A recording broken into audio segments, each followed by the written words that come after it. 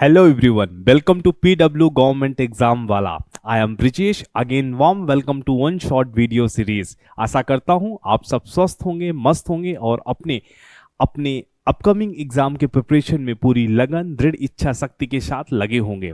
इसी आशा विश्वास के साथ आगे बढ़ते हैं और आपके लिए लेके आ गया हूँ वन शॉट वीडियो सीरीज में एक और न्यू इकोनॉमिक्स या जनरल अवेयरनेस, बैंकिंग अवेयरनेस का एक न्यू टॉपिक। और वह टॉपिक होगा फाइनेंशियल मार्केट, वित्तीय बाजार। और इस वित्तीय बाजार में स्पेशली आज हम मनी मार्केट के सेगमेंट को कंप्लीट करेंगे। तो यह आपके एग्जाम की पर्सपेक्टिव से one of the most important topic होगा। और इस टॉपिक में अक्सर आप बहुत सारे लोग कंफ्यूज होते हैं, ये होता क्या है। तो आपसे वादा है कि इस वन शॉट वीडियो देखने के बाद आपको हमेशा के लिए मनी मार्केट से रिलेटेड, फाइनेंशियल मार्केट से रिलेटेड सारे कॉन्सेप्ट क्या हो जाएंगे, क्लियर हो जाएंगे। और आप ऐसे व्यक्ति को ढूंढेंगे जो आपसे पूछ ले कि मनी मार्केट होता क्यों है। तो हो जाइए तैयार और पढ़ना चालू करते हैं मनी मार्केट को, फाइनेंशियल मार्केट को। पर आप सबसे एक हमेशा की तरह फिर से रिक्वेस्ट करूंगा कि प्लीज़ और प्लीज़ ये जो वीडियो है उस पर आप अपनी प्रतिक्रियाएं ज़रूर दें। और प्रतिक्रियाओं कहने का मतलब आप अपने कमेंट को ज़रूर दें। आपको यह सीरीज़ कैसे लग रही है, इकोनॉमिक्स आपको कैसे लग रही है, और इसको हम और कैसे बेटर बनाया जा सकता है, और किन चीज़ों को और इसमें इंक्लूड करें। तो अपने दोस्तों, अपने नियर बाय में लोगों को आप क्या करिए, ज़्यादा से ज़्यादा शेयर करिए और लाइक करना तो बिल्कुल मत भूलिएगा। इसी के साथ आगे बढ़ते हैं और आज क्या जो टॉपिक है मनी मार्केट, उसको समझते हैं। तो मनी मार्केट में हम देखते हैं कि मुख्य रूप से मनी मार्केट में हम किन चीज़ों को पढ़ते हैं। तो आप कहोगे कि मार्केट का मतलब क्या होता है। मार्केट का मतलब होता है एक बाजार, एक बाजार जहाँ पे बाय और सेल होता है, खरीद और बिक्री होती है।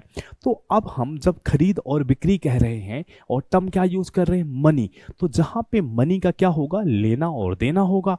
तो कुछ लोगों के पास क्या होगा, आप कहोगे कुछ लोगों के पास सरप्लस में फंड होगा। जिसके पास सरप्लस में फंड होगा वो क्या करेंगे, लेंड करेंगे। और कुछ लोगों को फंड की क्या होगी, नीड होगी। आप कहोगे कुछ लोगों की क्या होगी, फंड की नीड होगी, वो क्या करेंगे, फंड को बारो करेंगे। तो ऐसे लोग कहाँ पे एक जगह मिलते हैं, उसको हम टर्म कर देते हैं मनी मार्केट। जो क्या करते हैं, जिनके पास सरप्लस है वो लेंड करते हैं, और जो जिनके पास स्केयर्स है, कमी है, वो क्या करते हैं, बारो करते हैं। इस क्रम में हम देखते हैं तो फाइनेंशियल मार्केट में हम जनरली क्या कह रहे हैं, फाइनेंशियल मार्केट में हम टू पार्ट्स में इसको बांट के समझते हैं। एक पार्ट को हम बोल देते हैं मनी मार्केट, मनी मार्केट अर्थात मुद्रा बाजार, और दूसरे को पूंजी बाजार। तो आप यहां तक देखें कि जो वित्तीय बाजार है, फाइनेंशियल मार्केट है, जहां पे हम क्या कर रहे हैं, अपनी वित्त से संबंधित आवश्यकताओं के, अगर जिसके पास सरप्लस है वो क्या करेगा, लेंड कर रहा है, और जिसके पास स्केयर है, कमी है, वो क्या कर रहा, बारो कर रहा है। तो ऐसे जगह को हम क्या कह देते हैं, वित्तीय बाजार कह देते हैं। और वित्तीय बाजार को हम दो भागों में बांट के पढ़ते हैं। एक को हम क्या कह रहे हैं, मनी मार्केट, और दूसरे को कैपिटल मार्केट अर्थात पूंजी बाजार और मुद्रा बाजार। अब आप कहोगे कि सर मुद्रा बाजार और पूंजी बाजार में मुख्य रूप से अंतर क्या देखने को मिलेगा। तो मुख्य रूप से अंतर क्या हो जाता है, आप कहोगे कि मनी मार्केट क्या है, एक शॉर्ट टर्म फाइनेंशियल मार्केट है।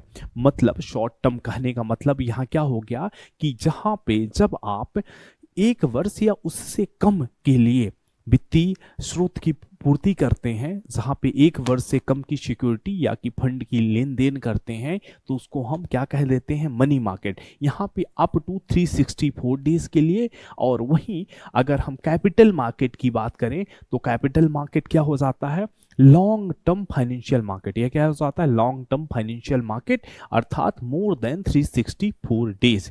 तो यहाँ पे आप एक चीज सीख पाए कि वित्तीय बाजार को हम दो भागों में बांटकर अध्ययन करते हैं। एक भाग को हम कह देते हैं मनी मार्केट और दूसरे को कैपिटल मार्केट। मुद्रा बाजार एवं पूंजी बाजार, इसको क्या कहेंगे, तो आप कहोगे इसको मुद्रा बाजार कहेंगे। मुद्रा बाजार एक किसके लिए होता है, लघुकाल के लिए होता है, शॉर्ट टर्म के लिए होता है, जिसमें हम केवल 364 डेज मतलब एक वर्ष से कम के लिए हम क्या करते हैं, लेन देन करते हैं, बोरो और लेंड करते हैं। वहीं कैपिटल मार्केट अर्थात पूंजी बाजार, जिसमें हम क्या कर रहे हैं, पूंजी बाजार जिसमें एक वर्ष से ज्यादा लॉन्ग टर्म दीर्घकाल के लिए ये क्या है, वित्तीय बाजार है। ठीक है, इतनी बातें आपको क्लियर होती हैं और आगे बढ़ते हैं और देखते हैं कि इसमें मुख्य रूप से कौन से लोग, कौन से व्यक्ति इसमें पार्टिसिपेट करते हैं, भाग करते हैं। तो आप कहोगे आरबीआई भाग करेगा, आरबीआई भी पार्टिसिपेट करेगा। किसके बिहाफ में? गवर्नमेंट ऑफ इंडिया के बिहाफ में। सारे बैंक, सारे जो बैंक होते हैं commercial bank except regional rural bank, किस में पार्टिसिपेट करेंगे? हम कहेंगे मनी मार्केट का पार्ट बनेंगे। Next, non banking financial companies. Non banking financial companies क्या होती हैं? आप कहोगे इसके लिए अलग से हमारा सेपरेट है, बट यहाँ पे समझ लेते हैं कि नॉन बैंकिंग फाइनेंशियल कंपनीज ऐसी कंपनीज होती हैं जिनका काम वित्त से संबंधित लेन देन का होता है, पर जहाँ पे बैंक क्या करते हैं, बैंक की एक यूनिक फीचर होती है, आपकी डिपॉजिट एक्सेप्ट करते हैं। और डिपॉजिट में भी स्पेशली हम क्या बोलते हैं? डिमांड डिपॉजिट एक्सेप्ट करते हैं। मीन्स जब आप बैंक में पैसा जमा करते हैं तो आप अपनी मर्जी से पैसे को निकाल सकते हैं या खर्च कर सकते हैं, जब मन हो तब निकाल सकते हैं। बट वहीं एनबीएफसी के केस में यह नहीं कर सकती। बाकी सारी फाइनेंशियल एक्टिविटी किसके तरह? बैंक के जैसे ही करती हैं। Next, top rated corporate. Top rated corporate किसे कहेंगे? ऐसे जो बड़ी कंपनियां जो कि क्रेडिट एजेंसियों द्वारा जिनकी रेटिंग A3 या उससे प्लस है, और साथ में ही इंडिविजुअल व्यक्ति भी मनी मार्केट में पार्टिसिपेट करते हैं। अब हम मनी मार्केट को आगे बढ़ते हैं तो आप देखोगे कि मनी मार्केट जो है, मुद्रा बाजार को हम दो भागों में बांटते हैं। एक को हम क्या बोलते हैं? मुद्रा बाजार को एक ऑर्गेनाइज्ड, या इसी को हम क्या बोलते हैं? संगठित। एक को हम क्या बोलते हैं? संगठित मुद्रा बाजार, और दूसरा अनऑर्गेनाइज्ड, जिसको आप कह सकते हो असंगठित मुद्रा बाजार। अब आप इसमें आप देखोगे कि जो संगठित है, मुख्य रूप से संगठित में हम कुछ विशेष टूल्स या कह सकते हैं सिक्योरिटीज का इस्तेमाल करके हम क्या करते हैं? लेन देन करते हैं, जिसमें call money, notice money, treasury bill, cash management bill, certificate of deposit, commercial paper और ट्रेड बिल। वहीं जब हम अनऑर्गेनाइज्ड को देखते हैं तो वहाँ पे हम traditional money market, chit fund, indigenous banker और मनी लेंडर को देखते हैं। तो आज हम जो मुख्य रूप से हमारे मनी मार्केट के पार्ट होते हैं उनका अध्ययन करेंगे, जिसमें से पहले क्रम में क्या आ जाता है? पहले क्रम में आ जाता है कॉल मनी। अब हम समझते हैं कि यह कॉल मनी होती क्या है। मनी मार्केट का पहला इंस्ट्रूमेंट क्या हम समझ रहे हैं? कॉल मनी को समझते हैं।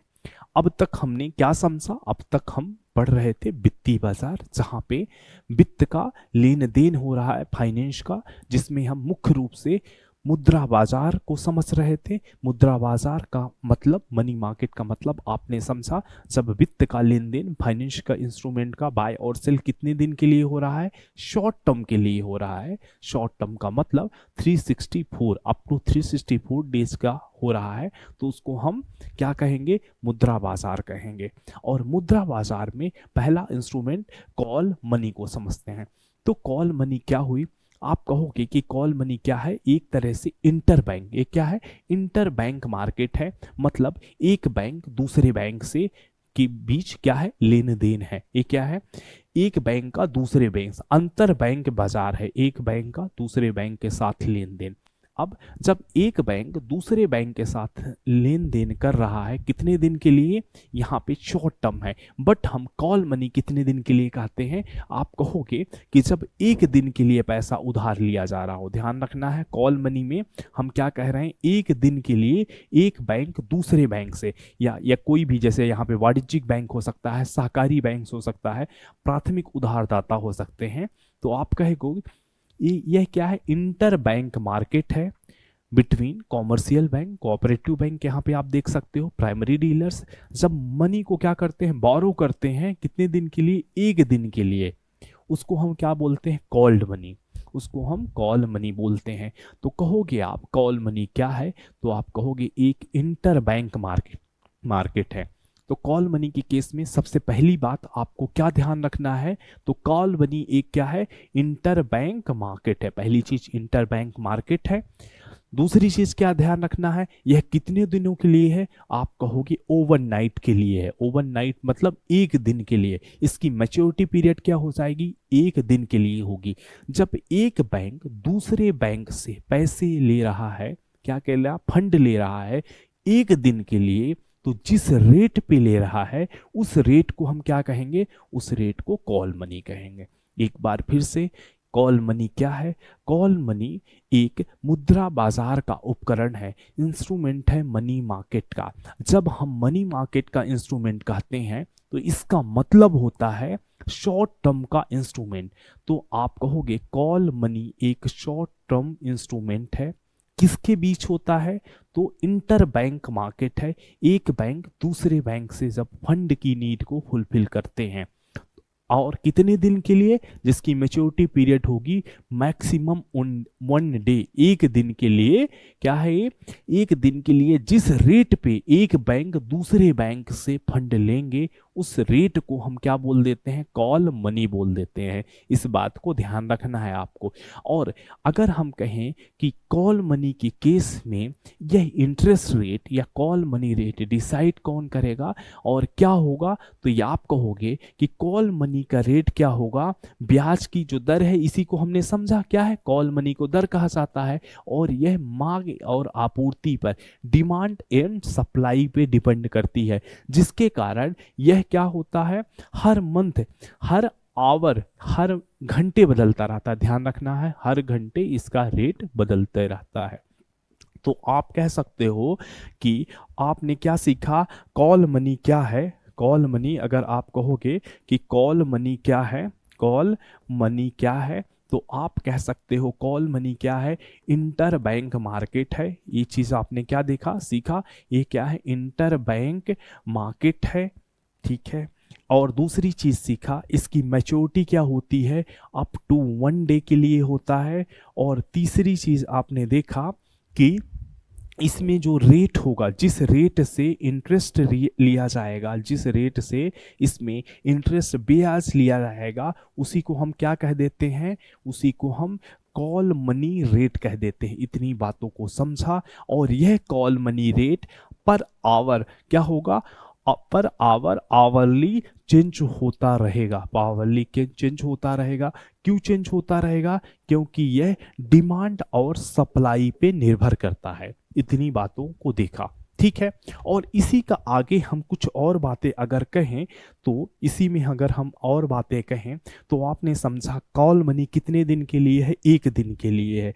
और अगर अगर यही ट्रांजैक्शन, अगर हम बात करें यही ट्रांजैक्शन, मतलब इंटर बैंक मार्केट, ध्यान रखना है, इंटर बैंक मार्केट, एक दूसरी चीज यहीं पे सीख लेते हैं हम, कौन सा?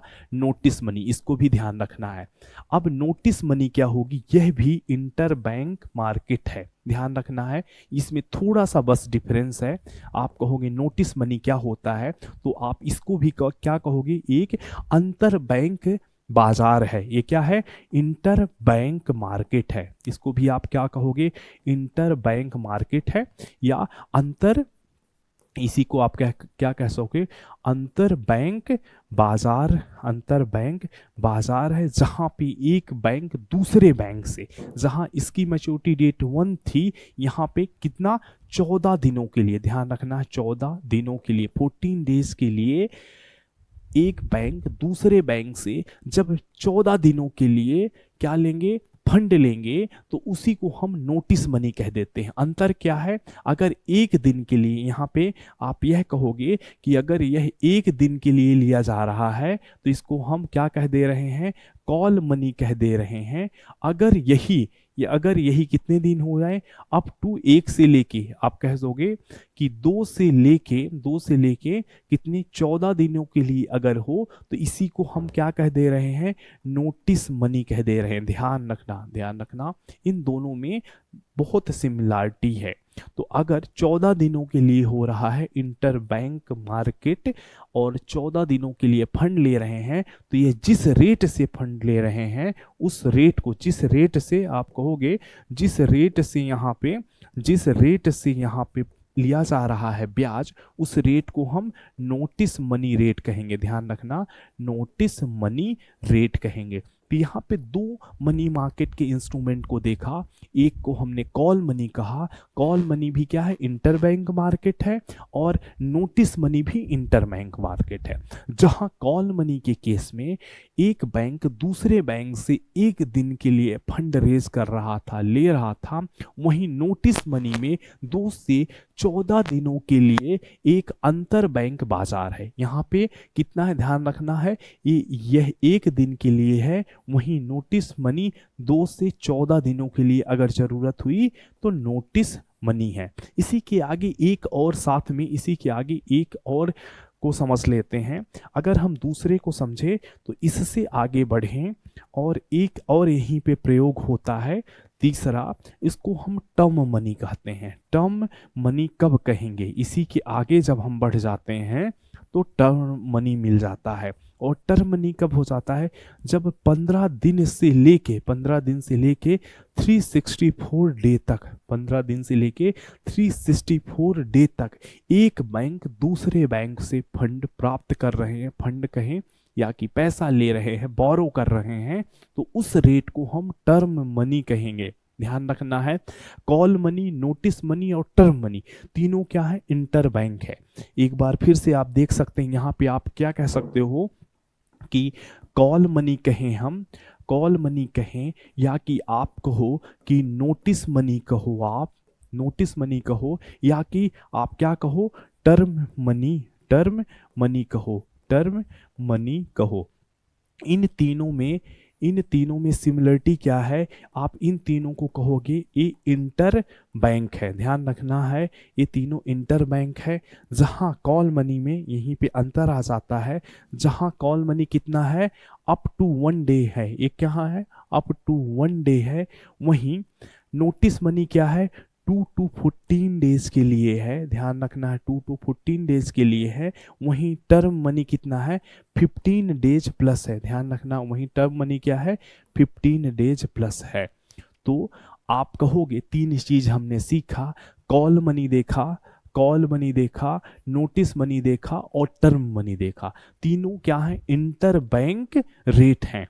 अंतर क्या है, केवल कितने दिन के लिए बोरो किया गया है, कितने दिन के लिए फंड लिया गया है। तो कॉल मनी जब हम ओवरनाइट के लिए ले रहे हैं तो कॉल मनी होगा, जब हम 2 से 14 दिनों के लिए ले रहे हैं तो क्या हो जाएगा, नोटिस मनी हो जाएगा। जब हम 15 दिन या उससे ज़्यादा का ले रहे हैं तो क्या हो जाएगा, टर्म मनी हो जाएगा। इस तरीके से मनी मार्केट के 3 इंस्ट्रूमेंट को देखा, कॉल मनी, नोटिस मनी और टर्म मनी। आशा करता हूं यह इंस्ट्रूमेंट क्लियर हो गए होंगे। अब हम आगे चलते हैं, नेक्स्ट इंस्ट्रूमेंट को देखते हैं। अब हमारा नेक्स्ट इंस्ट्रूमेंट हो जाता है ट्रेजरी बिल। नेक्स्ट इंस्ट्रूमेंट क्या हो जाता है, ट्रेजरी बिल नेक्स्ट इंस्ट्रूमेंट हो जाता है। अब समझते हैं कि ट्रेजरी बिल होता क्या है। तो आप कहोगे ट्रेजरी बिल क्या है, ट्रेजरी बिल के लिए कहोगे यह क्या है, एक मनी मार्केट का इंस्ट्रूमेंट है। अब मनी मार्केट का कैसा मनी मार्केट शॉर्ट टर्म है, तो आप कहोगे यह एक शॉर्ट टर्म इंस्ट्रूमेंट है। शॉर्ट टर्म कहने का मतलब अब तक आप समझ गए होंगे कि 1 वर्ष से कम का लेन देन जब हो रहा है, 1 वर्ष से कम का, तो वह शॉर्ट टर्म कहा जाएगा। अल्पकाल, ध्यान रखना है, ये क्या है, अल्पकाल की आवश्यकताओं के लिए हो रहा है, अल्पकालीन आवश्यकताओं के लिए हो रहा है। अब इसकी कुछ बेसिक बातों को पहले समझ लेते हैं तो फिर आगे बात करते हैं। हम यहाँ पे ट्रेजरी बिल को समझ रहे हैं। ट्रेजरी बिल क्या है, ट्रेजरी बिल समझने के लिए हम चलते हैं। अगर सरकार को फंड की जरूरत हुई, सरकार को क्या हुई, मनी की जरूरत हुई, जब भारत सरकार को क्या हो रही है, मनी की जरूरत हो रही है, तो यह आरबीआई को सिक्योरिटी दे रहा है, आरबीआई को सिक्योरिटी प्रतिभूति जारी कर रहा है, और आरबीआई से फंड रेज करने, आरबीआई क्या करेगा, आरबीआई को प्रतिभूति देके आरबीआई से फंड रेज कराएगा। मतलब यहाँ पे आरबीआई क्या करेगा, सरकार के बिहाफ में एक बिल सिक्योरिटी जारी करेगा। किसको, हमने देखा जो भी पार्टिसिपेट करेंगे मनी मार्केट में, हमने देखा RBI, commercial bank, financial institution like NBFC, primary dealers और इंडिविजुअल्स, ये सब किस में भाग लेते हैं, मनी मार्केट में। तो जब भारत सरकार को फंड की जरूरत होगी, मनी की जरूरत होगी, तो वह आरबीआई को सिक्योरिटी जारी करेगा और आरबीआई उस सिक्योरिटी के आधार पे मार्केट से फंड को क्या लेगी, मार्केट से फंड या बोरो करेगी, मनी की पूर्ति करेगी। अब यहाँ पे हम देखते हैं कि आरबीआई इसके लिए एक सिक्योरिटी जारी करेगी, उसी सिक्योरिटी को हम क्या नाम देते हैं, ट्रेजरी बिल। तो ट्रेजरी बिल क्या हुआ, जब भारत सरकार को, सेंट्रल गवर्नमेंट को मनी की ज़रूरत हुई तो भारत सरकार के बिहाफ में आरबीआई ट्रेजरी बिल को इशू करेगा और ट्रेजरी बिल के माध्यम से जो भी मनी मार्केट के पार्टिसिपेंट हैं उनसे पैसा लेगा, उनसे मनी बोरो करेगा। और यह हमेशा ध्यान रखोगे, यह हमेशा जो बोरो होगा ये डिस्काउंट रेट में होगा। डिस्काउंट रेट कहने का मतलब जो ट्रेजरी बिल होगी वह हमेशा डिस्काउंट रेट के साथ इशू होगी, मतलब छूट के साथ इशू होगी। यहाँ पे कहोगे आप छूट का मतलब क्या है, अगर आप यहाँ पे कहोगे कि अगर यहाँ पे ट्रेजरी बिल की वैल्यू कितनी है, 1 लाख की वैल्यू है, 1 लाख की क्या हो रही है वैल्यू की ट्रेजरी बिल, यहाँ पे 90,000 की क्या हो रही है, इशू हो रही है। और जब अपने इसके मैच्योरिटी पीरियड आएगी तो मैच्योरिटी पीरियड में यह अपने जो फेस वैल्यू होगी, या फेस वैल्यू क्या है, ये फेस वैल्यू कितनी है, 1 लाख, या इसी को हम क्या बोलते हैं, पार वैल्यू बोलते हैं। फेस वैल्यू या पार वैल्यू में रिडीम हो जाएगी। मतलब आरबीआई ट्रेजरी बिल इशू करेगा डिस्काउंट में और उसके मैच्योरिटी पूरे होने पे वह किस पे, उसके फेस वैल्यू या पार वैल्यू में रिडीम होगा। मतलब जो ट्रेजरी बिल खरीदेगा वो डिस्काउंट के साथ खरीदेगा और उसकी निश्चित अवधि पूरी होने पे उसको जो उसकी फेस वैल्यू होगी, जो उसमें अंकित होगा, वह प्राप्त हो जाएगा। इस केस में हमने देखा 1 लाख की फेस वैल्यू को डिस्काउंट के साथ 90,000 में आरबीआई ने इशू किया। अब इसकी मैच्योरिटी पीरियड जब पूरी होगी तो जो व्यक्ति इसको लिया होगा उसको क्या मिल जाएगा, 1 लाख मिल जाएगा। आगे बढ़ते हैं और इसमें देखते हैं कि generally treasury bill 14 days, 91 days, 182 days और 364 डेज की इशू होती है। बट 14 डेज की ट्रेजरी बिल अब इशू होना बंद हो गई है। 14 डेज की ट्रेजरी बिल कब से, 2001 के बाद। 2001 के बाद अब ट्रेजरी बिल केवल 3 मैच्योरिटी डेट के साथ इशू होती है, जिनमें से 91, 182 और 364। आप देखोगी इसके मल्टीपल के साथ 91 डेज। तो अब अगर आज की डेट पे आपसे पूछा जाए ट्रेजरी बिल की मैच्योरिटी डेट क्या होगी, तो आप कहोगे ट्रेजरी बिल या तो 91 डेज होगी, या तो 182 डेज होगी, या 364 डेज होगी। मतलब आज ट्रेजरी बिल 3 मैच्योरिटी डेट के साथ इशू हो रही है। इस बात को ध्यान रखना है। तो ट्रेजरी बिल अब तक समझा हमने कि जब भारत सरकार को फंड की या मनी की ज़रूरत हो रही है, अब तक हमने क्या समझा, जब पैसे की ज़रूरत हो रही है तो यह आरबीआई को इशू कर रहा है सिक्योरिटी। इसके बिहाफ में आरबीआई, वही सिक्योरिटी का नाम क्या हो जाएगा, ट्रेजरी बिल, डिस्काउंट के साथ इशू करेगी। और जब उसकी मैच्योरिटी डेट होगी उसमें वो फेस वैल्यू के साथ, जो उसके अंकित मूल्य होगा उसके साथ वह क्या करेगी, रिडीम करेगी, पैसा प्राप्त करेगी।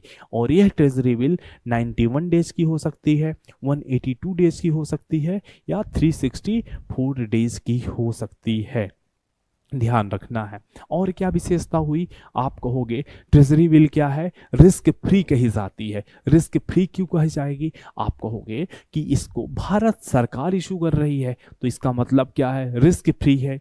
और क्या फीचर होता है, यहाँ पे आप देखोगे कि ट्रेजरी बिल हमेशा डिस्काउंट में इशू होती है और रिडीम होती है फेस वैल्यू में। और एक बात यहाँ पे एक बात ध्यान रखना है कि यह किसके द्वारा, सेंट्रल गवर्नमेंट के द्वारा इशू होती है। और इसको सोल्ड कौन करता है, आरबीआई सोल्ड करता है। ध्यान रखना है, स्टेट गवर्नमेंट, यहाँ पे इस बात को ध्यान रखना है, स्टेट गवर्नमेंट ट्रेजरी बिल को इशू नहीं कर सकती है। स्टेट गवर्नमेंट, इस बात को ध्यान रखना है कि आरबीआई के द्वारा कौन होता है? Government of India. Government of India issue करेगी और इसको आरबीआई क्या करेगा? शोल्ड करेगा।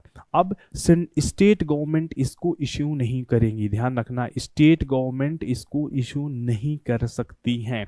और आरबीआई इसके स्पेशल अपने जो पोर्टल है ई कुबेर के पोर्टल के माध्यम से इसको क्या करेगा? सेल करेगा। ध्यान रखना, ई कुबेर माध्यम से ट्रेजरी बिल का लेन देन होता है। और ट्रेजरी बिल क्या है? एक तरीके से सिक्योर्ड है। ध्यान रखना, आपको पता है क्योंकि भारत सरकार द्वारा इशू हो रहा है। और आपने यह देखा है कि ट्रेजरी बिल की आज वर्तमान में 3 मैच्योरिटी डेट है, एक 91, 182 और 364 डेज है। इसको खरीदेगा कौन? आरबीआई खुद खरीद सकता है, कॉमर्शियल बैंक खरीद सकता है और कोई अन्य फाइनेंशियल इंटरमीडिएट जो होगी वह भी खरीद सकती है। तो हमने ट्रेजरी बिल को सीख लिया। अब तक हमने क्या क्या सीखा? तो आप कहोगे हम 3 इंटर बैंक रेट सीखा। तो इंटर बैंक मार्केट में हमने कॉल मनी को सीखा, ठीक है। कॉल मनी आप क्या कहोगे? एक दिन के लिए जब एक बैंक दूसरे बैंक से क्या लेगा? फंड को बोरो करेगा, मनी को बोरो करेगा। नोटिस मनी सीखा। आप कहोगे कि नोटिस मनी यह भी इंटर बैंक रेट है, जब एक बैंक दूसरे बैंक से 2 से लेके 14 दिनों के लिए फंड को बोरो करेंगे, मनी को बोरो करेंगे, तो उसको नोटिस मनी कहेंगे। फिर हमने सीखा टर्म मनी। आप कहोगे जी सर, टर्म मनी जब 15 दिन से ज़्यादा, 15 दिन या उससे ज़्यादा के लिए फंड को बोरो किया जाता है, एक बैंक दूसरे बैंक से करते हैं, तो उसको हम क्या कहेंगे? Term money. उसके बाद क्या सीखा? तो आप कहोगे सर टी बिल्स, इसको ट्रेजरी बिल्स को टी बिल्स भी बोलते हैं। टी बिल्स सीखा। टी बिल्स क्या होता है? आप जवाब दे सकते हो सर यह गवर्नमेंट ऑफ इंडिया के द्वारा इशू, आरबीआई के द्वारा सोल्ड एक क्या है? सिक्योर्ड इंस्ट्रूमेंट है जिसको आरबीआई डिस्काउंट के साथ इशू करती है और फेस वैल्यू के साथ क्या करती है? रिडीम करती है। और इसकी मैच्योरिटी डेट 3 है। आप कहोगे या तो यह 91 डेज होगी या 182 डेज होगी या 364 डेज होगी। यहाँ तक हमने इतनी चीज़ों को सीखा। अब आगे बढ़ते हैं और कुछ चीज और सीखते हैं। नेक्स्ट है हमारा कैश मैनेजमेंट बिल। अब हम सीखते हैं कैश मैनेजमेंट बिल क्या होता है, सीएमबी क्या होता है। तो आपने अभी क्या देखा था? ट्रेजरी बिल देखा था। ट्रेजरी बिल जब भारत सरकार को, यहाँ पे आपने ट्रेजरी बिल में क्या सीखा? जब भारत सरकार को फंड की नीड होगी तो वह आरबीआई को क्या कहेगा? आरबीआई को ट्रेजरी बिल के माध्यम से बोरो करने की बात कहेगा। आपने देखा कि ट्रेजरी बिल 3 मैच्योरिटी डेट की होती है, या तो 91, 182 और 364। और आपने यह भी देखा कि 2001 के बाद 14 दिन की बंद हो गई। अगर सेम यही चीज सरकार को अगर 91 डेज से कम के फंड की जरूरत हुई, अगर जिसकी ऐसे फंड की जरूरत हुई 91 डेज से कम की, 91 डेज से ज्यादा की जरूरत हुई, तो हमारे पास क्या है? ट्रेजरी बिल है। अगर 91 डेज से कम के लिए फंड की जरूरत हुई तो क्या इशू करेगा? तो आप उसी को कह दोगे कैश मैनेजमेंट बिल। अगर आरबीआई, यहां पे ध्यान रखना है, अगर आरबीआई 91 डेज से कम की मैच्योरिटी को क्या कर रहा है? इशू कर रहा है। ध्यान रखना है यहाँ पे, अगर आरबीआई 91 डेज से कम की मैच्योरिटी, 91 डेज कम से मैच्योरिटी को इशू कर रहा है तो वह कैश मैनेजमेंट बिल होगी। अब लेस देन 91 डेज क्या हो गया? कैश मैनेजमेंट बिल हो गया। इस बात को ध्यान रखना है आपको। तो हमने देखा अगर भारत सरकार को 91 डेज से ज़्यादा के लिए फंड को बोरो करना होगा, मनी को बोरो करना होगा, तो क्या इशू करेगा? ट्रेजरी बिल को इशू करेगा। अगर 91 डेज से कम के लिए फंड को बोरो करना होगा तो क्या इशू करेगा? Cash management bill. तो आप कहोगे दोनों में एक सिमिलरिटी है। जी बिल्कुल, ट्रेजरी बिल और कैश मैनेजमेंट बिल दोनों क्या हैं? सिमिलर हैं। बट अंतर किस चीज का है? अंतर है दिनों का। अगर 91 डेज से प्लस के लिए फंड बोरो हो रहा है तो वह ट्रेजरी बिल कहलाएगा। अगर 91 डेज से कम के लिए हो रहा है तो कैश मैनेजमेंट बिल कहलाएगा। आपने 2 चीज और सीख लिया, क्या सीख लिया? तो ट्रेजरी बिल और कैश मैनेजमेंट बिल। अब कैश मैनेजमेंट बिल की और कुछ चीज़ों को ध्यान दे देते हैं। इसकी कब शुरू हुआ? तो आप कहोगे 2010 से शुरू होता है। आरबीआई द्वारा केंद्र सरकार की अस्थायी जरूरतों के लिए, अल्पकालीन की जरूरतों के लिए यह प्रारंभ होता है। और ये किसके जैसे ध्यान रखना है, यह सिमिलर है, ट्रेजरी बिल से सिमिलर है, जिसका टेन्योर 91 डेज से कम होगा। ट्रेजरी बिल भी आप कहोगे कि किस पे? ट्रेजरी बिल भी हमेशा डिस्काउंट पे इशू होती थी और फेस वैल्यू पे issued a discount to the face value, जो फेस वैल्यू होती थी उसके डिस्काउंट में इशू होती थी, ध्यान रखना है। और banks are allowed to CMB as a part of SLR. क्यों? क्योंकि एसएलआर में गवर्नमेंट सिक्योरिटी रखा जाता है और कैश मैनेजमेंट बिल भी क्या है? एक तरीके से गवर्नमेंट सिक्योरिटी ही है। इस तरह आप देखोगे कि कैश मैनेजमेंट बिल को भी जो बैंक होंगे, कॉमर्शियल बैंक, वह अपने एसएलआर कोटा के तहत भी बाय कर सकते हैं। तो अब तक हमने क्या सीखा? अब तक एक बार जैसे हम क्विक रिवीजन करते जा रहे हैं, जिससे क्या हो जाए आपको भूले ना। हमने एक इंस्ट्रूमेंट कॉल मनी सीखा। कॉल मनी ही क्यों? हमने इंटर बैंक में 3 देखा, कॉल मनी और क्या देखा? नोटिस मनी देखा। कॉल मनी देखा, नोटिस मनी देखा और टर्म मनी देखा। इन तीनों के केस में टर्म मनी देखा। इन तीनों के केस में आप कहोगे कि क्या है? ये इंटर बैंक है, ये इंटर बैंक है। इसके बाद हमने 2 और गवर्नमेंट ऑफ इंडिया की सिक्योरिटी को देखा, जिसे आरबीआई क्या करेगी? सेल करेगी, इशू होगा डिस्काउंट में, रिडीम होगा। जब इसकी मैच्योरिटी पीरियड होगी तो फेस वैल्यू इसको मिलेगी। इसमें से 2 हमने देखा, एक को हम कहेंगे ट्रेजरी बिल या टी बिल्स कहेंगे और दूसरे को कैश मैनेजमेंट बिल कहेंगे। तो इस तरीके से हमने इन 2 को देखा। इन 2 में क्या डिफरेंस है? जहां ट्रेजरी बिल 91 डेज क्या है? 91 डेज प्लस की है, 91 डेज से ज्यादा के लिए है। वहीं कैश मैनेजमेंट बिल को आप कहोगे लेस देन 91 डेज के लिए है। बाकी और बातें दोनों में सिमिलर है। अब इसके अलावा कुछ इंस्ट्रूमेंट को और देख लेते हैं। इस क्रम में आगे बढ़ते हैं, ये तो हमने देख लिया। इस क्रम में आगे बढ़ते हैं और सीखते हैं सर्टिफिकेट ऑफ डिपॉजिट को। अब सीखते हैं सर्टिफिकेट ऑफ डिपॉजिट क्या होता है। तो चलिए पहले कुछ हम मूल बातों को सीख लेते हैं, फिर स्पेशल बातों पे आते हैं। तो कैश मैनेजमेंट बिल में आप कहोगे कि ये क्या है? यह बैंक के द्वारा, अगर कोई बैंक क्या कर रहा है? मार्केट से फंड को बोरो कर रहा है, तो बैंक अगर सिक्योरिटी के माध्यम से मनी मार्केट से बोरो कर रहा है, ध्यान रखना है, अगर बैंक क्या कर रहा है? बैंक सिक्योरिटी के माध्यम से मनी मार्केट से बोरो कर रहा है, तो उसको हम क्या बोलेंगे? सर्टिफिकेट ऑफ डिपॉजिट, या इसको शॉर्ट में सीडी भी लिखा होता है। तो सर्टिफिकेट ऑफ डिपॉजिट क्या है? पहली बात तो इसमें आपको ध्यान रखना है कि जब बैंक मनी मार्केट से सिक्योरिटी के बेसिस पे बोरो करेगा तो क्या होगा? मनी मार्केट से बोरो कर रहा है। ध्यान रखना, बैंक के केस में हमने 3 चीजों को देखा था, कॉल मनी को देखा था, नोटिस मनी को देखा था और टर्म मनी को देखा था। बट यहाँ पे क्या है? अगर कोई बैंक जैसे यहाँ पे एचडीएफसी अगर सिक्योरिटी के बेसिस से मनी मार्केट से बोरो कर रहे हैं, तो जो सिक्योरिटी दे रहे हैं, उस जो सिक्योरिटी को जारी कर रहे हैं, जो प्रतिभूति को जारी कर रहे हैं, उसको क्या कहेंगे? तो आप कहोगे उसको कहेंगे सर्टिफिकेट ऑफ डिपॉजिट। उसको क्या कहेंगे? उसको सर्टिफिकेट ऑफ डिपॉजिट कहेंगे। अब सर्टिफिकेट ऑफ डिपॉजिट की विशेषताएं क्या होगी? आप कहोगे कि मिनिमम 1 लाख अमाउंट की होगी, जो कि मल्टीपल होगी 1 लाख की, 1 लाख या उसका मल्टीपल होगा, और यह 7 दिनों से लेके 364 डेज के लिए इशू होंगी। तो आप कहोगे सर्टिफिकेट ऑफ डिपॉजिट की मैच्योरिटी पीरियड क्या होगी?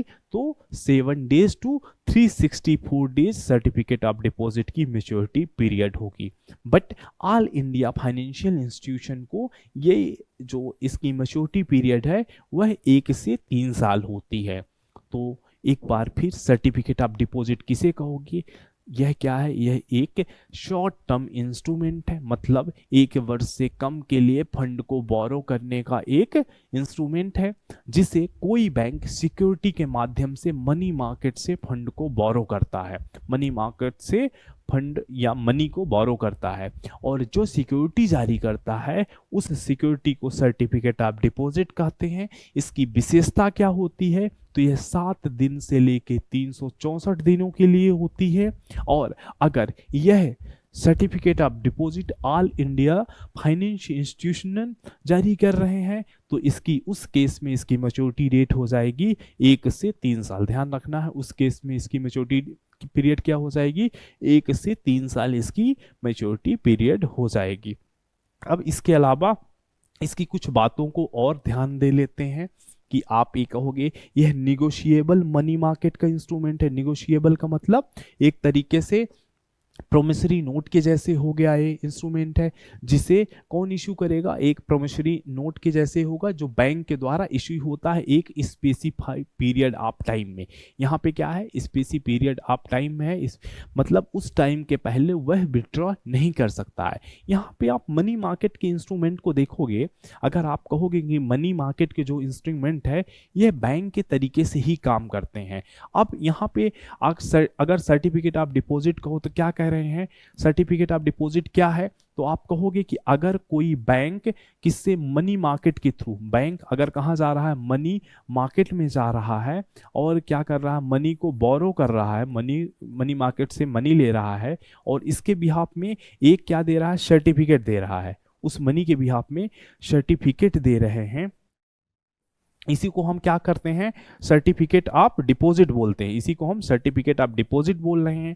बट ये क्या है, ये स्पेसिफिक टाइम के लिए इशू हो रहा है, एक विशेष समय के लिए इशू हो रहा है, और इस टाइम में क्या कर सकते हैं, हम विथड्रॉ नहीं कर सकते, इस टाइम में हम विथड्रॉ नहीं कर सकते हैं। और इसकी फीचर क्या होगा, ये निगोशिएबल होगा, ये निगोशिएबल होगा। निगोशिएबल कहने के मतलब हम एक दूसरे को ट्रांसफर कर सकते हैं, ट्रेड कर सकते हैं, एक दूसरे को ट्रांसफर और ट्रेड कर।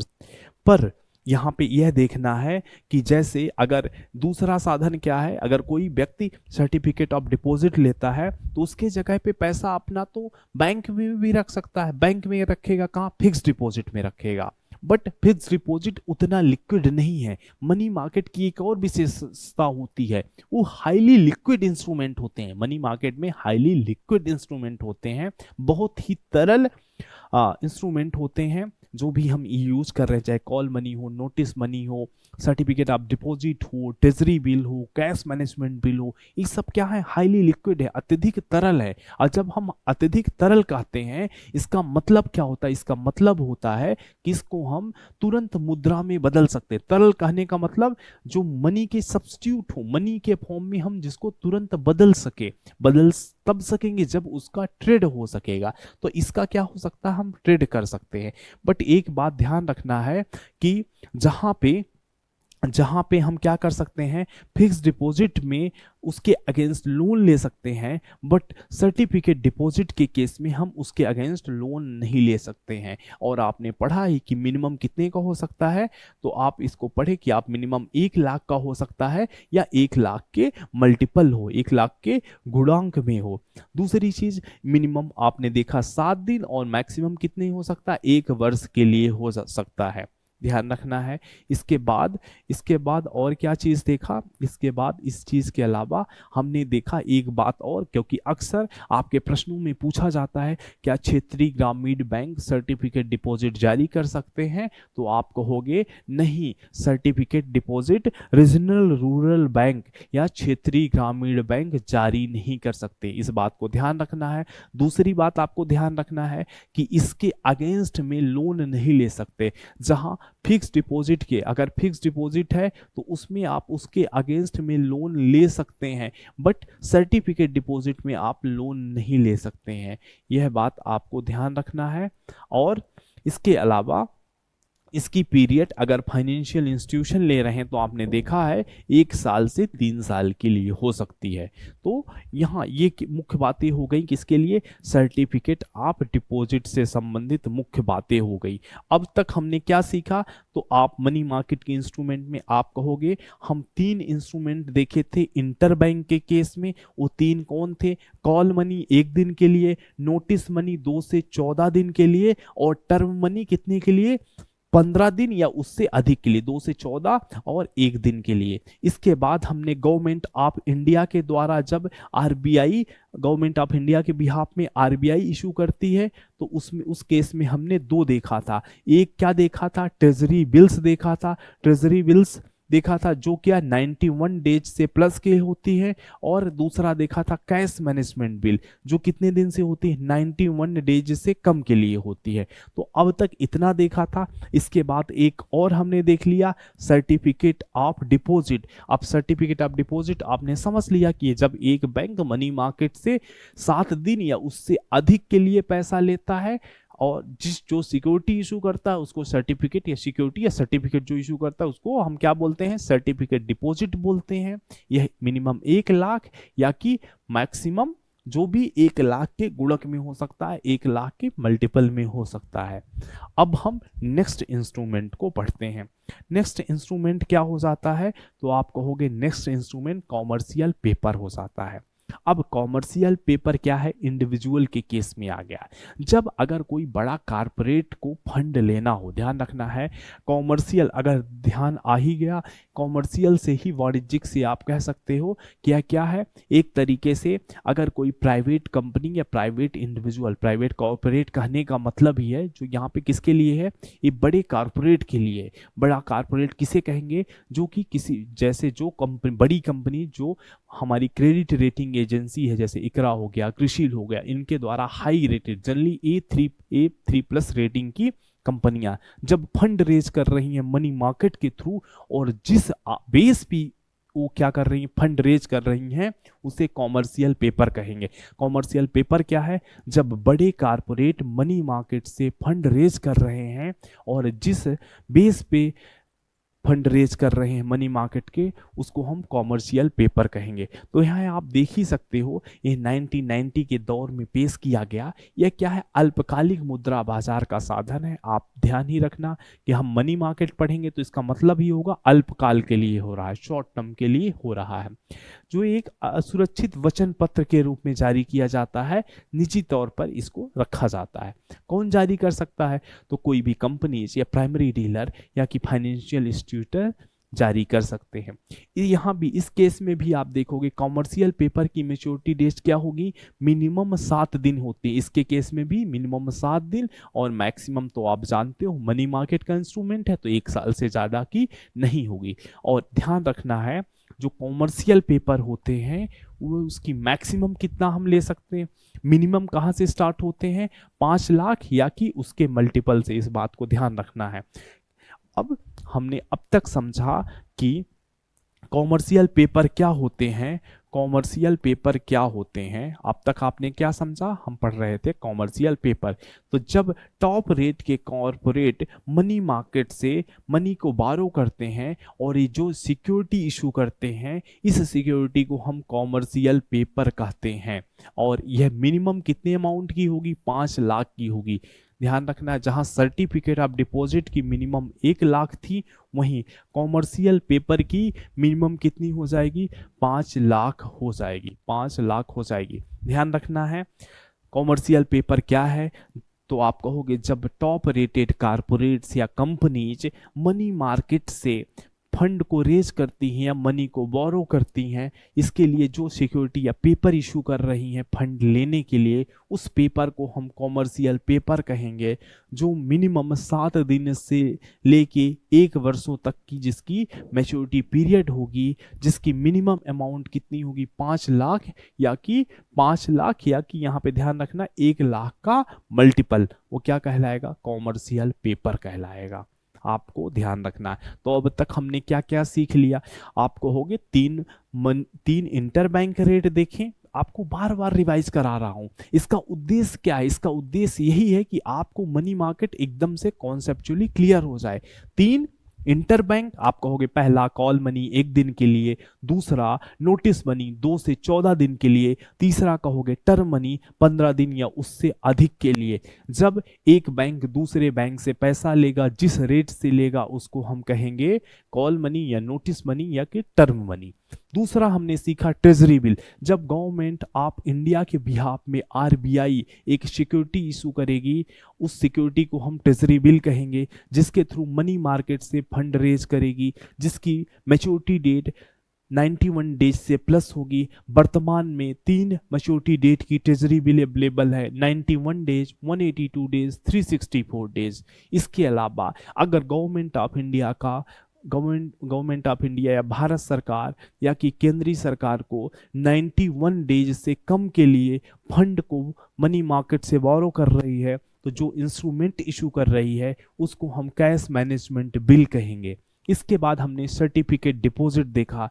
जब बैंक मनी मार्केट से एक निश्चित समय के लिए फंड को बोरो कर रहे हैं और जो फंड के लिए एक डॉक्यूमेंट इशू कर रहे हैं उसको सर्टिफिकेट ऑफ डिपॉजिट कहते हैं। Certificate of deposit minimum 1 lakh या उसके मल्टीपल का होगा, जिसकी मैच्योरिटी पीरियड 7 दिन से लेके 365 दिन से कम होगी। उसके बाद हमने देखा कॉमर्शियल पेपर। कॉमर्शियल पेपर क्या है? आप कहोगे जब टॉप कॉरपोरेट, टॉप कंपनियां मनी मार्केट से फंड को रेज करेंगी, जो पेपर इशू करेंगी उसको कॉमर्शियल पेपर कहेंगे। और यह क्या होगा? मिनिमम 5 लाख या उसके 1 लाख के मल्टीपल का होगा। इसके बाद चलते हैं नेक्स्ट इंस्ट्रूमेंट में। नेक्स्ट इंस्ट्रूमेंट वही बातें जो हमने बताया है, और इनका जो इसमें एक चीज़ ध्यान रखना कि जो वर्किंग कैपिटल है उससे अधिक नहीं हो सकता, और यह केवल टॉप कंपनी जो कि जिनकी एसेट्स स्टैंडर्ड है या कि टॉप रेटेड है क्रेडिट एजेंसी के द्वारा, वही कॉमर्शियल पेपर से मनी मार्केट से बोरो कर सकती हैं। आगे चलते हैं और एक नेक्स्ट इंस्ट्रूमेंट आ जाता है कॉमर्शियल बिल। अब कॉमर्शियल बिल को समझते हैं। कॉमर्शियल बिल एक ट्रेडिशनल तरीका है। जैसे आप देखते हो कि पहले यहाँ पे हम समझते हैं, एक उदाहरण से समझते हैं। जैसे 2 कंपनियां हैं, 2 कंपनी है, एक एबीसी लिमिटेड, दूसरा XYZ लिमिटेड। एबीसी लिमिटेड ऐसा प्रोडक्ट बनाती है जो XYZ इस प्रोडक्ट को यूज करके एक न्यू प्रोडक्ट बनाता है। अब ध्यान रखना, XYZ कंपनी के लिए एबीसी कंपनी क्या है?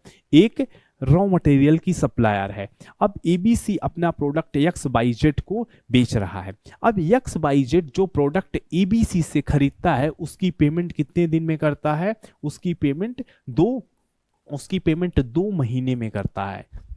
अब अगर एबीसी किसको अपना माल बेच रहा है? XYZ कंपनी को बेच रहा है। अब XYZ एबीसी को भुगतान कितने में कर रहा है? तो आप कहोगे 2 महीने में कर रहा है। अगर एबीसी को फंड की नीड हुई तो एबीसी किसके पास जाएगा?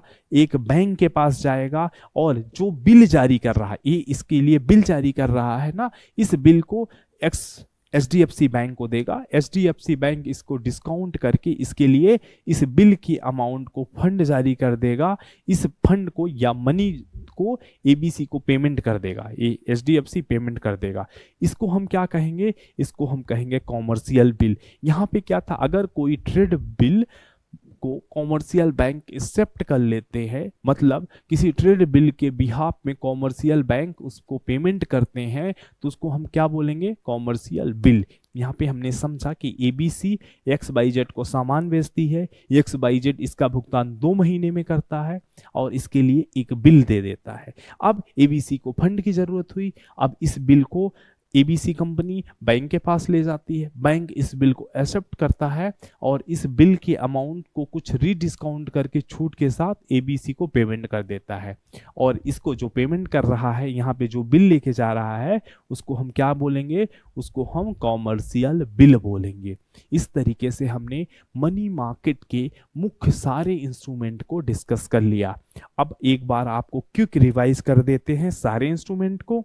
तो हमने मनी मार्केट के ऑर्गेनाइज्ड इंस्ट्रूमेंट, मुद्रा बाजार मनी मार्केट के जितने भी ऑर्गेनाइज्ड क्या थे इंस्ट्रूमेंट थे उनको पढ़ लिया, जिसमें से आप कहोगे हमने पढ़ा 3 इंटरबैंक। 3 क्या है? इंटरबैंक। आप भी मेरे साथ रिवाइज करिएगा। इंटरबैंक, इंटरबैंक में 3 कौन कौन से आप कहोगे हमने पढ़ा? कॉल मनी रेट, दूसरा हमने पढ़ा नोटिस मनी, दूसरा हमने क्या पढ़ा? नोटिस मनी पढ़ा, और तीसरा पढ़ा टर्म मनी पढ़ा। उसके बाद आप कहोगे हम 2 गवर्नमेंट ऑफ इंडिया के सोर्स देखें। आप एक को कहोगे ट्रेजरी बिल्स, या इसी को हम टी बिल्स कह सकते हैं। ये क्या कहेंगे? जब 91 या उससे प्लस दिन के लिए गवर्नमेंट ऑफ इंडिया आरबीआई के थ्रू अपने सिक्योरिटी या उसी को सिक्योरिटी को हम ट्रेजरी बिल टर्म करते हैं, शोल्ड करेगी और उसके थ्रू फंड रेज करेगी, तो क्या होगा? उसको टी बिल्स कहेंगे। अगर 91 डेज से कम होगा तो इसको कैश मैनेजमेंट बिल कहेंगे। ठीक है। फिर इसके बाद हमने क्या सीखा था? तो आप कहोगे इसके बाद हमने सीखा था सर्टिफिकेट ऑफ डिपॉजिट। इसके बाद हमने क्या सीखा था? Certificate of deposit. जब एक बैंक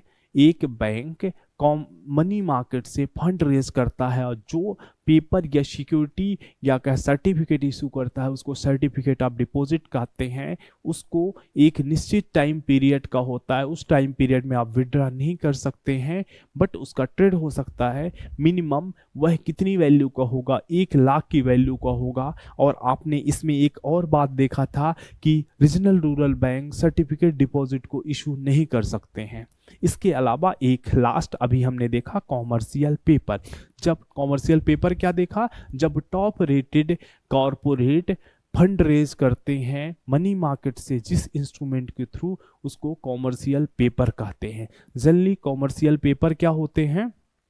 कॉमर्शियल पेपर क्या होते हैं? टॉप रेटेड कंपनी के फंड रेज करने का इंस्ट्रूमेंट। यहाँ पे आपने देखा कि मिनिमम 5 लाख के क्या होंगे? कॉमर्शियल पेपर होंगे। इसके बाद हमने देखा कॉमर्शियल बिल। इसके बाद नेक्स्ट देखा कॉमर्शियल बिल। कॉमर्शियल बिल क्या होती है? 2 कंपनी आपस में ट्रेड करती हैं। जब जैसे हमने इस केस में एबीसी एक्स वाई जेड को देखा था। एबीसी कुछ प्रोडक्ट बनाती है जिसको एक्स वाई जेड को बेचती है। एक्स वाई जेड इस प्रोडक्ट का भुगतान 2 महीने में करता है। इस 2 महीने की पीरियड के लिए एक बिल जारी करता है। अगर ये जो एबीसी कंपनी है इसको इंस्टेंट फंड की नीड हुई तो इस बिल को लेके जाता है किसी बैंक के पास। अब बैंक इस पे उसका भुगतान कर देती है। इसको क्या कहेंगे? इसको कॉमर्शियल बिल कहेंगे। इस तरीके से साथियों हमने मनी मार्केट के सारे इंस्ट्रूमेंट को आपके साथ डिस्कस किया। आशा करता हूं आपको ये सारे इंस्ट्रूमेंट समझ में आए होंगे। आप इसको रुक के एक बार समझिए, देखिए, और आज के बाद आपके मनी मार्केट के कॉन्सेप्ट क्लियर हो जाने चाहिए। तो आप सबको मेरे साथ बने रहने के लिए बहुत बहुत धन्यवाद। और नेक्स्ट वीडियो हम लेके आएंगे वित्तीय बाजार के दूसरे भाग, जिसको हम क्या बोलते हैं? Capital market. तब तक आप सब इसको क्या करिए, इसमें अपनी प्रतिक्रियाएं दीजिए, और मैं नेक्स्ट वीडियो में कैपिटल मार्केट के साथ फिर मिलूंगा। Thank you so much. जय हिंद, जय भारत।